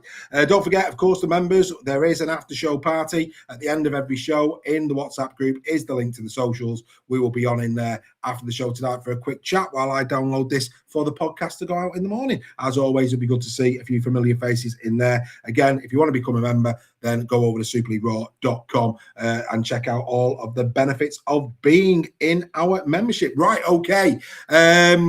Right, before we get into a little bit of a chat about a couple of big games at the weekend, I want to go here. Last week, the Man of Steel was broadcast. The Man of Steel initial conversation after round 9, the Man of Steel panel got together. That panel, of course, being Sam Tonkins, Joe Lydon, Ellery Hanley, Paul Sculthorpe, and James Roby. And actually, some of the conversation in that chat I thought was very, very interesting. Yet again, no forwards in their selection. We'll get to their selection in a moment, even though they said that everybody was to be involved. There was a few bits in there. Sam Tompkins saying that George Williams would have been his number 1, but there's no point because he's injured for the season. So what's the point? I would say integrity. If he's the best after 9 rounds, he's the best after 9 rounds. You know, and I get his point, and I do. I'm not saying he is the best. That was Sam's opinion. But, you know, yeah, there you go. But yeah, anyway, it was an interesting show. I know, Greg, you haven't seen it, so apologies for this.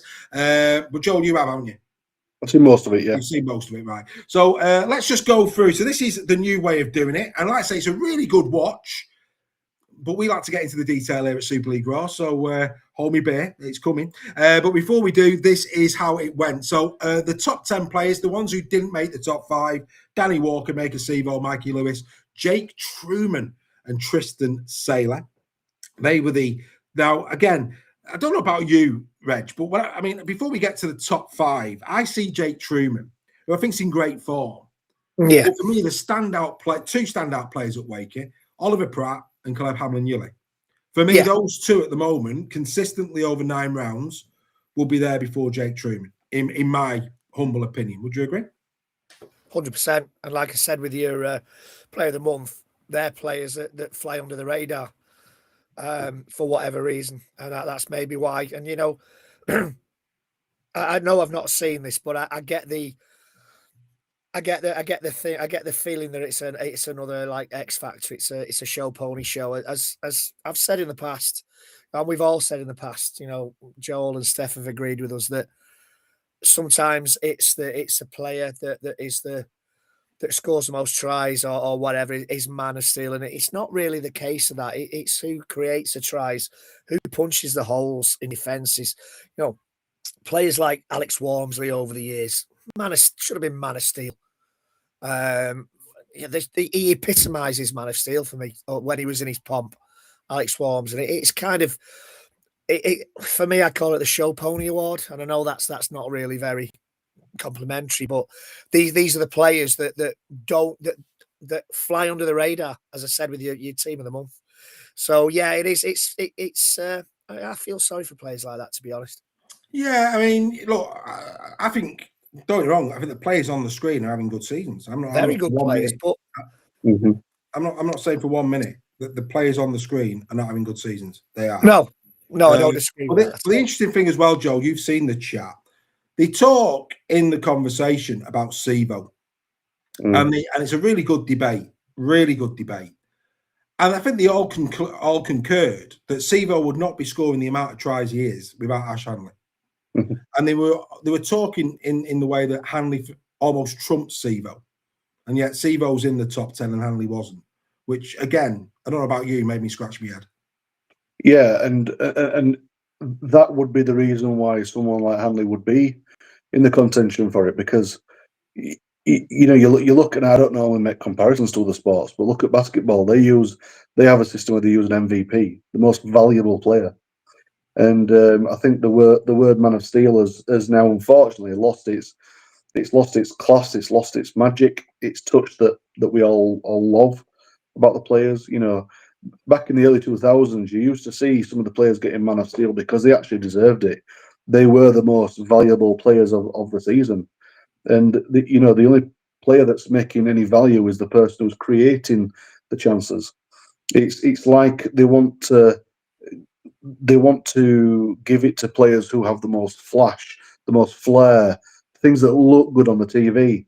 But what you're missing is, well, look at Offengowie. What a fantastic player he is. All the work that he puts in, he doesn't get mentions. And I'm not talking about us. I'm talking about in the general wider media. Well, Cooper Jenkins are going the same bracket. Cooper Jenkins, right? Exactly. And it's a real shame because the Man of Steel should be the MVP, the most valuable player, someone who is actually giving value. Joel. Take a bow, Jill. It's lost its identity. That is comedy gold. That is outstanding. Well done, Jill. That's a belter. Carry on, Jill. I've got to say, can I go back to one of Volstag's comments earlier, Dave, when he says, don't put a poll out because it might be inconclusive? I thought that was a belter too. The moment had gone, but yes, it was a good one. And yeah, so maybe they could reinvent that a little bit, because the Man of Steel, what makes someone the Man of Steel? It's lost that touch, because for me, the Man of Steel would be anybody who's a forward. Yeah, there is nobody on that team who works harder than a forward.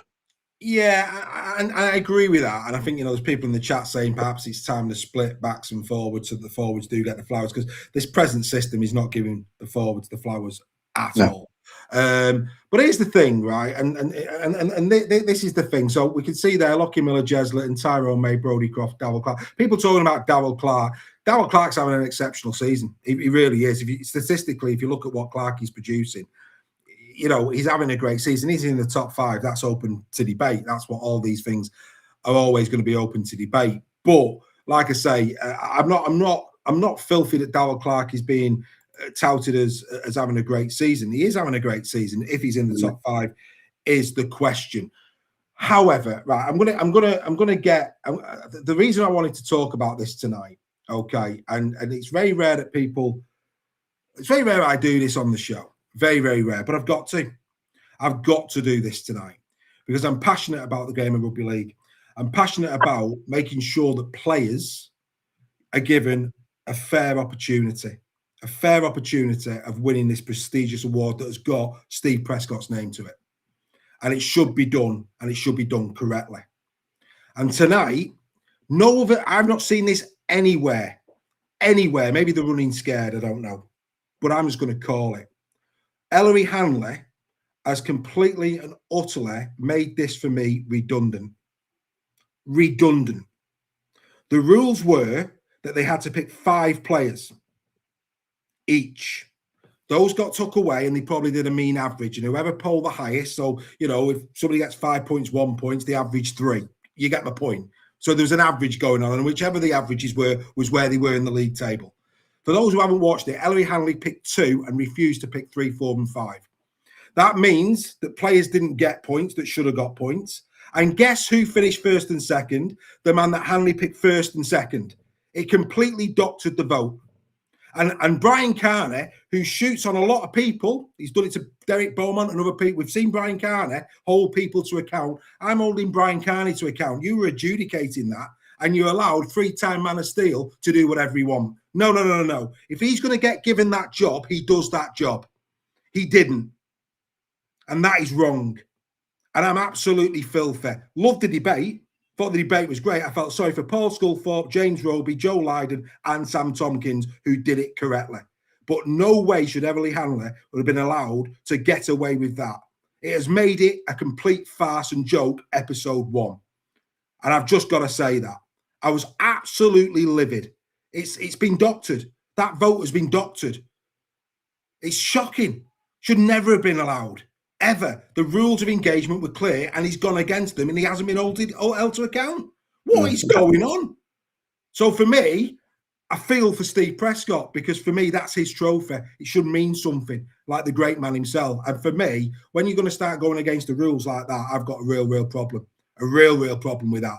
So for me now, the Man of Steel is already tainted for 2026 when it should have been probably one of the best transparent systems we've had in many years. I'd love to know what Sculthorpe, Tompkins, Lydon and James Roby felt about that. I really would. Because it was written all over Scully's face. Oh, Scully, yeah. It was just ridiculous. I mean, I'm not going to get into the constantly over-talking other people and all the rest, which I thought was downright rude. But that's another story.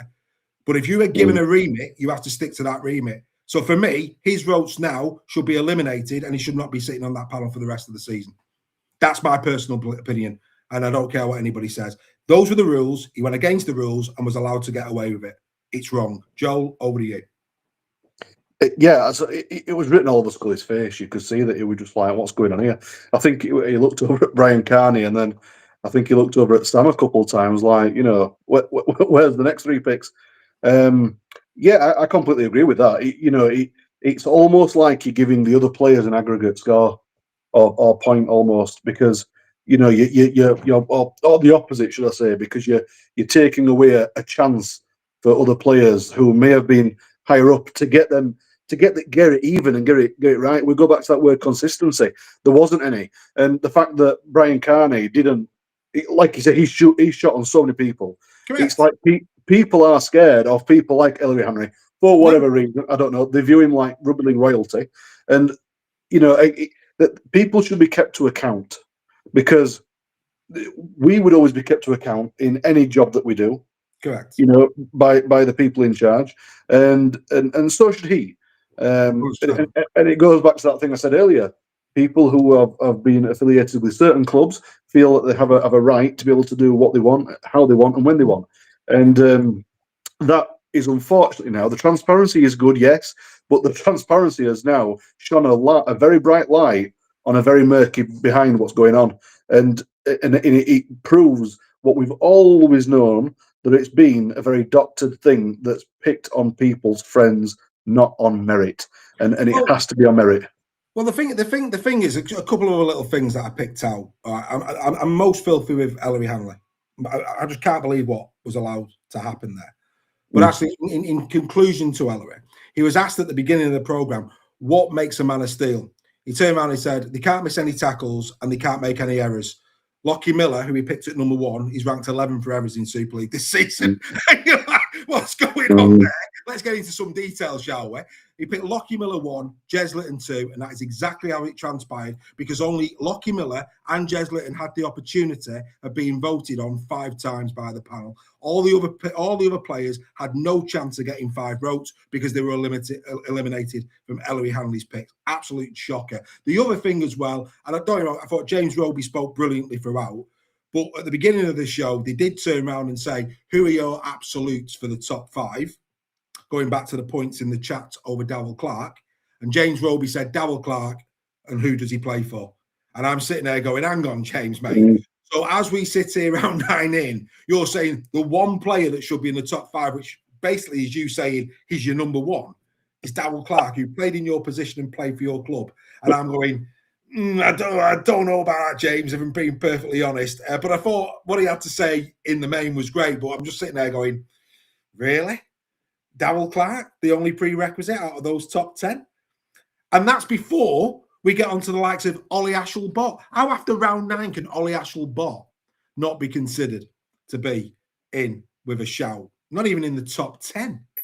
How can that be? I mean, to remind people on the Super League Raw Trophy, these were the names, and there they are. Mikey Lewis, Brodie Croft, Ollie Ashall-Bott, they were at the top. I've already mentioned Pratt. Wonga Blake has been exceptional I mean, these will go down the table as the year goes on because of their injuries, etc. But Wonga Blake was in great form and has picked up quite a few points. Joe Mellor, you know, if we're sitting here now in round 9, Joe Mellor, Cooper Jenkins there. I mean, again, look at the forwards in our tops there. David Clemmer's in there. You know, we've got Cooper Jenkins in there. Joe Mellor's in there. So we've got a couple of forwards in ours. You know, no mention of Joe Burgess. You know, we've got, I mean, a lot of the players that they picked are in there. Jackson Hastings, I thought, was unlucky. You know, there'll be a few Saints fans off the back of the weekend going, really? Jackson Hastings has been a revelation for St Helens this season. An absolute revelation. Wasn't even even in the top 10. So, like I say, you know, go and watch it for yourself.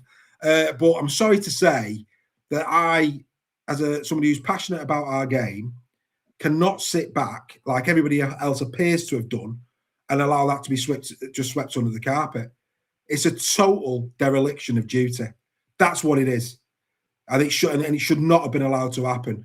And how they come back from that, I don't know. But for me now, it's just tainted the entire process. Greg, you haven't watched it, but you know me long enough to know I wouldn't be this filthy if it wasn't as I've described it. Based on what you've heard, I know you'll want to go and watch it yourself, but based on what you've heard, is this making you? What's this making you feel like as a end of year? As somebody, you know, we started this thing 6 years ago because we both love rugby league. For me, it just makes me filthy. Why, as Craig, I was going to say this, and Craig put in the chat. Why is the best player based on opinions and not facts and statistics? Sure, there's somebody who can go away somewhere and compile the statistics of every single player. Well, Joe Lydon did. Joe Lydon had it on an iPad in front of him. He was statting it like you won't believe. And then let's do that. You know, somebody somewhere, it can't be based on opinions, purely on players. You know, it's Saints players, it's Wigan players who are making these decisions. It's quite clear who they're going to favour. It's human nature who they're going to favour. Like you said with James Roby, he's going to pluck a Saints player who plays in his position out of thin air, out of human nature. You know, Daz Clark was in there as a direct replacement for Roby. Same sort of player. Not as many trophies, Daryl, mind you. Went to Saints for trophies. Just remember that, Daryl. Anyway, but no, go. Being a little narc aside. Yeah, let's base this now, not on opinions, on facts, figures, statistics, tackles, tackle bursts, meters made after tackle, tries, meters made, cards, errors. There's a team of people out there who would love to do this job, compiling all the statistics of all the players in Super League and coming out with a mathematical formula that at the end of the day says that this player is the best player in Super League. I think that turns out to be one of those show ponies that I've talked about. Them brilliant, but it's been done in a mathematical, based on form, based on impact kind of way. But the thing is, I mean, look, again, at the start of that particular, and we'll wrap this up now. I've said my piece, but I think they did start. So I had to giggle because they start off. I mean, Ellery Hanley started talk. I genuinely think Jez Litton is probably going to win the Man of Steel this year. That's my hand on heart, because I think he's stopped route. And Ellery Hanley was talking about his performances for England in the Ashes. What's that got to do with Man of Steel? What's that got to do with the Man of Steel? It's got nothing to do with the Man of Steel. Yeah. It's not even this season. I know he was talking about his performances the season before. What's that got to do with the 2026 Man of Steel? It's got nothing to do with it. You know, so it's like, come on. So for me personally, like I say, I think Jez Litton, if he has a season like he did last year, he probably gets Man of Steel. For me personally, that I can see it going that way. The narrative's there. His stock has rose. He's a great player. You know, he's well thought of at the moment, and providing that he can hit the heights of last year, I think he'll walk it. That's my personal belief. That's what I think will happen. But like I say, if you're going to do a transparent program like that, I'm sorry, Mr. Carney, if you're going to sit in that chair, and it was laughable how you didn't challenge him, you allowed him to get away with it. Shocking.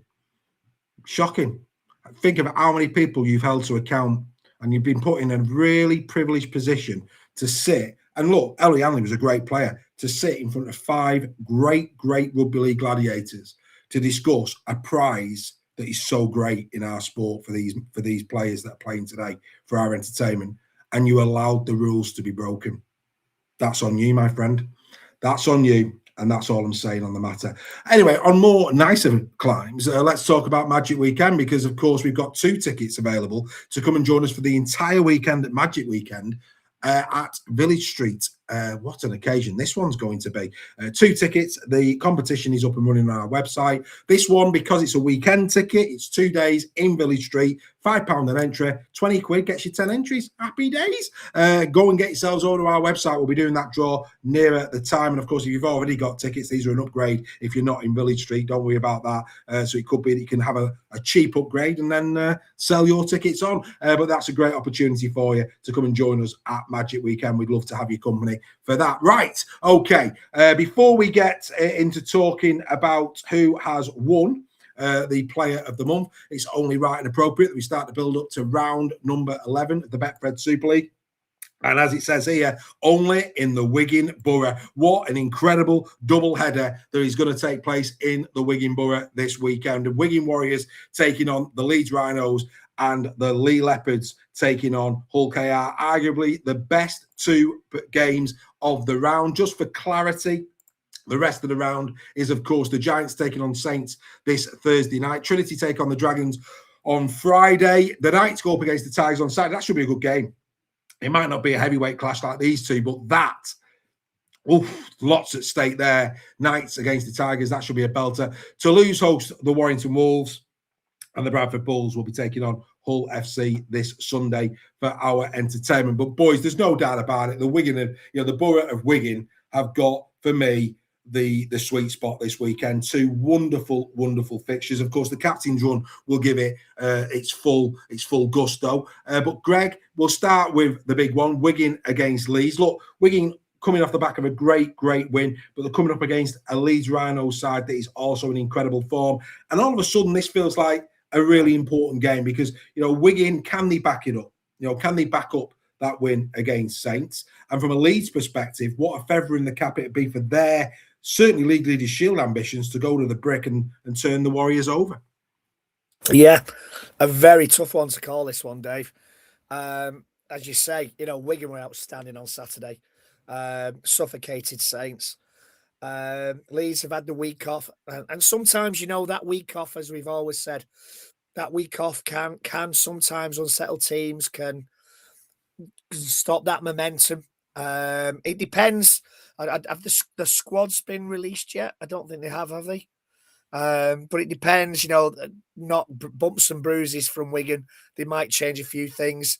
They've still got, Bevan French missing. It's doubtful he'll be back for the final as well. Leeds will be gunning for this one. They'll want to make a statement win. Wigan will want to back up. They've lost a few on the bounce. They got back on the tracks at the weekend with a good win. Yeah. Again, one of those games that can go either way, I think. And that's me sitting firmly on a fence. I think the interesting thing here as well, Joel, going into this game is where, who plays 7 for England at the end of the season? Harry Smith. We've seen Smith come back for we know we have always given Harry Smith his absolute due respect, and we always will do. We think he's a real quality 7 in our competition. But he lost out in the Ashes series, of course. Smith is being courted as going down under for the World Cup if he stays fit, such as his kicking skills. Him and Connor on the same field. Now, I remember, and you'll remember, Sean Wayne and his little dig. And Connor, for me, tried too hard last year to shove those words down Sean Wayne's throat when he had opportunities like this to go up against a genuine rival for that starting shirt for England. Jake Connor needs to show this weekend why he should be starting 7 for England. He does, and I think he's got every bit of opportunity to be that in that starting squad. And, Brian Mack is going to be more than happy to put him in there based off his merit. And he said that. And Brian Mack is one of them guys where, he doesn't say something to tickle your ears. He says it because he means it. So he's one of these. If you're playing well in that season, you are going to be playing for England. And that is just a wonderful thing for any player because it gives them something to play for, even if you're not in a cup, if you're not in whatever the case may be, you've still got something to play for at the end of the year. And to represent your country, it's going to be one of the greatest privileges for any sports person to ever want to do. And, Jake's now got that monkey off his back of the fact that he's never going to get an England shirt. Well, he can now, and he probably will. But the interesting thing is the two teams that have got something to prove are both the teams that are in the Wigan Borough. And I think that's something that we're not used to seeing, because usually Lee and Wigan are always up there in the top six, and don't usually have that much to prove because they're always doing very well. But it's the first time that Wigan are going to come up with possibly being the underdogs, if you want to call it that. Though they came off a win, they've not been playing so great, and they now have something to prove. And Leeds is definitely that test. It's going to be a fascinating game. It's going to be a fascinating game. Cannot wait for that one. It's going to be an absolute belter, one not to be missed. And then, of course, on Saturday last year, of course, Lee won an epic contest against KR. Of course, no Mikey Lewis that day. Should be a real feast. Lee starting to get into some form, Greg, it's fair to say. Coming up against the juggernaut that is Hull KR. Hull KR at the moment, scoring for fun. Playing some exceptional rugby league football. Big game. I mean, again, statement from a Lee perspective. If Lee were to do what they did last year and turn KR over, the belief in terms of where they could end up at the end of the season and their genuine, opportunity to potentially get to the grand final will be back. But, like we saw with Wigan and Saints and perhaps KR and Warrington, if KR go and put a number on Lee joined that group of clubs that are looking at the likes of KR going, we've got it all on to knock these off the perch. Yeah. I mean, KR on a roll, aren't they? They were superb, as I said, on Sunday. But, it's just likely to turn up and turn KR over. And again, this is another difficult one to predict. I'm not sure what the injury situation is with Lee at this moment in time, because he's suffered so badly this season, as have other teams. It depends on personnel and on the squads, but it's just likely, and it's what Lee do, to turn up and to absolutely turn over Hull KR and grab what would be a famous win. That is the beauty of being a Lee fan. Sometimes you don't know which Lee's going to turn up. I wouldn't be surprised if Lee won this. A little bit, both Wigan and Hull KR will have Challenge Cup hangovers, and I don't mean in the alcohol kind of way, but the euphoria of winning a semi-final, going to Wembley, and that coming back down to earth to play a league game where the stakes aren't quite as high. It's not do or die. I still think, Carl's saying injury front pretty good. I think if, it's one of those games, Lee have got to be 100%, and Hull KR have just got to be off the boil a little bit to give Lee a chance. But there's no reason why they can't. No, there's not. And Joel, like I say, the two teams that do like to play good, attractive rugby, aren't they, Lee and Hull KR? So this should be great pitch as well. We know that it's going to be fireworks and all the rest of it. I can't wait to go and watch this as a neutral. I think it should be a belter. I had the privilege of being there last year. Sell it to me, mate. Sell it to me. Well, if Lee turn up, put it this way, defence will be shocking, because, and I don't mean that disrespectfully, it's going to be an incredible battle where, and don't be surprised to see, you could see 20 points going both ways. It could be like 2018 or something daft, or 30-25. It could be something as silly as that. And it's them at the games that we look forward to seeing, because you don't get many of them. But you have got a very attacking style sides there that, of course, can defend. But they are both a very good attacking threat. And they're going to throw the ball around because they're going to want to put a show on, because that's what they do. They're the greatest showman in rugby league. And well done to them. And Hull KR are now obviously coming back even stronger. That they're looking extremely dominant, and they're poised to back up what they did last year. So there's a lot of things at stake for each club here, but I've got to say that has probably got to be. It's going to be a great spectacle. Couldn't agree with you more. Dawn Baker's gone in. She said, what about Noah Hodgkinson? Absolutely exceptional. And by all accounts, the RL are sniffing. I saw a bit of that coming out today, which is interesting. And how did you know I like pork scratchings, Nige? I do indeed. I do like a pork scratching. Thank you very much for going back. I'll enjoy those as the pint goes down. Right, I'm going to be really generous. I said 20. 2 more super chats. We're giving away a Challenge Cup ticket. 2 more. I'll reduce it because we're near the end of the show. 2 more and I'll give them away. I won't get 20, but hey, we'll have 2 more and we'll give one of those tickets away. Right, it's now time, ladies and gentlemen, to go in. And, of course, don't forget, Captain's Run, 6 o'clock on Thursday. The full build-up to round 11. Statistics, analysis, you name it, will be there. Make sure you join us. This was the Super League Raw Team of the Month of April. They are the players. Now is your time to post in the chat who is your player of the month for the month of April from our 1 to 13. So whoever's 1 to 13 there, just to remind you who these are: Lockie Miller, Ollie Pratt, Solomon Fatape, Christian Mapapalangi.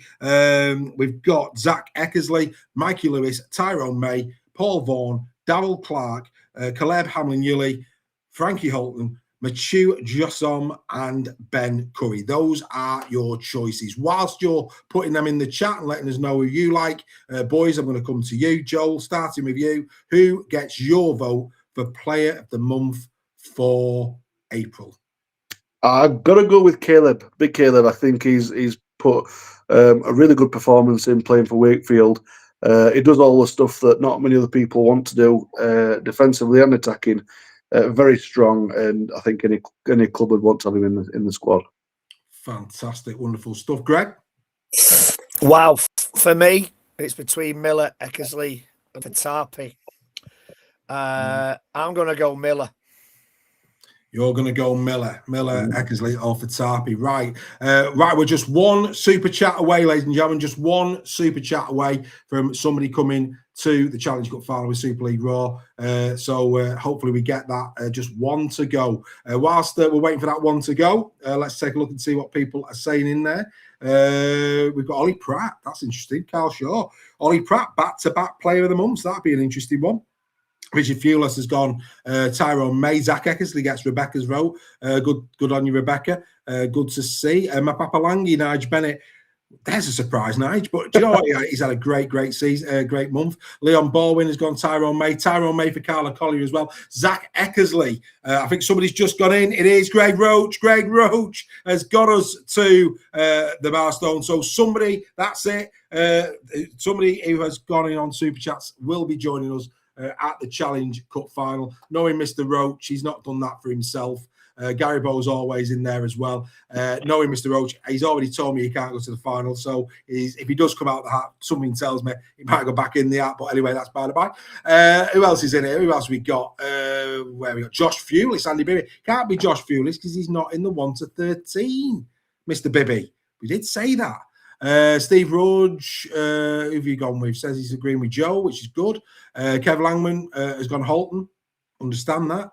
John Wilkinson has gone Eckersley more. Craig Forth has gone Eckersley. Surprise. Dawn Baker, there you go. Dawn Baker, Wigan Warriors fan, has gone Tyrone May. Well done, Dawn. Good to see. Actually, no, she went Zach Eckersley as well. So actually, she's edged the bets as Dawn. Dawn's edged the bets. Fair play to you, Dawn. Right, let's find out who is the Super League Raw Player of the Month for April. Here we go.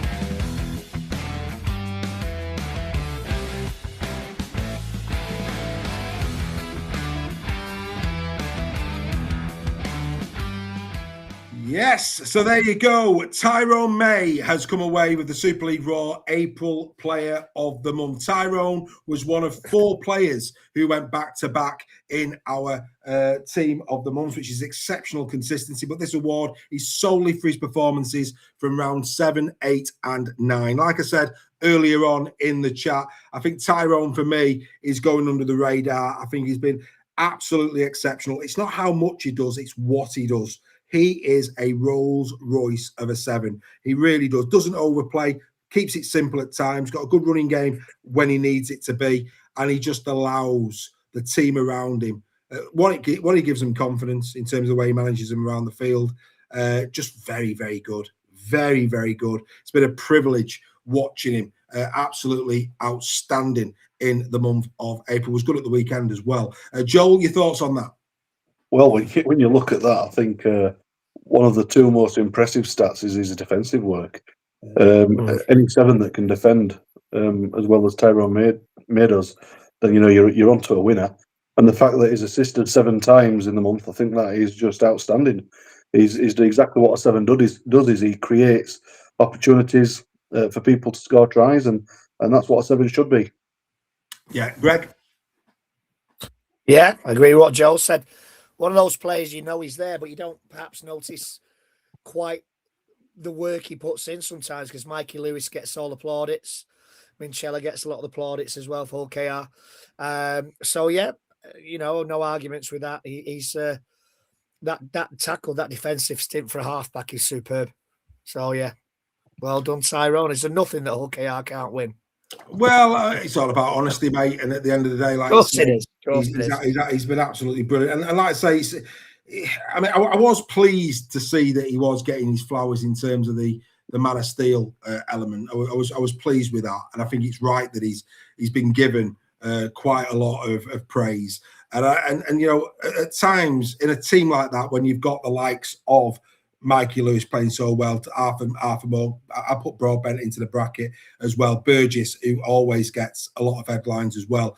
It's very, very difficult for somebody like a Tyrone May to shine because he doesn't court the headlines. He's a very quiet, very astute player. You've got to, you've really at times got to almost just sit back and almost player cam him to realise what he does for that KR side. And like I say, in the month of April, absolutely superb. So well done to him. A really, really good performance. It's been a privilege watching him. Boys, what a great night of entertainment. Right, the ticket for the Challenge Cup, you will have to tune in because it's got to be done correctly. It has to be. I could have turned around to Joel and Greg and said, give me a number between. But then people would say, well, how do we know he's doing that right? We've got to use the wheel of names so that people can see that it has been done right and it's adjudicated correctly. I need to be able to account for that. As John Starr's gone in. John, I will add you to the list, mate. Thank you very much indeed for that. You can also go in to the draw. So join us for the Captain's Run this Thursday when we will be drawing out the 2 free tickets through the competition. So, of course, there's a competition on our website. We'll be drawing 2 names. 2 names. 1 name, but of course, it's for 2 tickets for that one. And we will also draw from tonight's Super Chat, the Super Chat free tickets. So it'll be 2 separate draws. We'll do them on Thursday so that people can see that he's done correctly. We don't want people saying that these things are fixed at Super League Raw. We do it correctly. So I need to be able to do wheel names. I can't do that now. So we'll do that for the Thursday. So join us for the Captain's Run on Thursday and you will find out, you Super Chatters, which one of you lucky people will be coming with Super League Raw to the Challenge Cup final in Club Wembley. Boys, that's been a great show, hasn't it? Very enjoyable. Good chats. Yeah, it's been much enjoyed that, mate. Thank you very much. We'll have Steph back next week for you members. Go into WhatsApp. I'll repost the social link in the main group in a moment. It'd be good to have your company for a little bit of after party. But from all of us, we will, of course, will be back same time, same place next Tuesday at 8 p.m. for more Super League Raw Weekly. What's coming now in the end credits is what you can look forward to for the rest of the week. Don't forget, me and Craig Lingard will be doing Championship Rugby League tomorrow night at 7. Captain's Run at 6. But all the other information you need is on its way, as to are all the details that you need for our membership. On behalf of Joel, on behalf of Greg, and on behalf of myself, enjoy round number 11. Some belting games. Bye for now.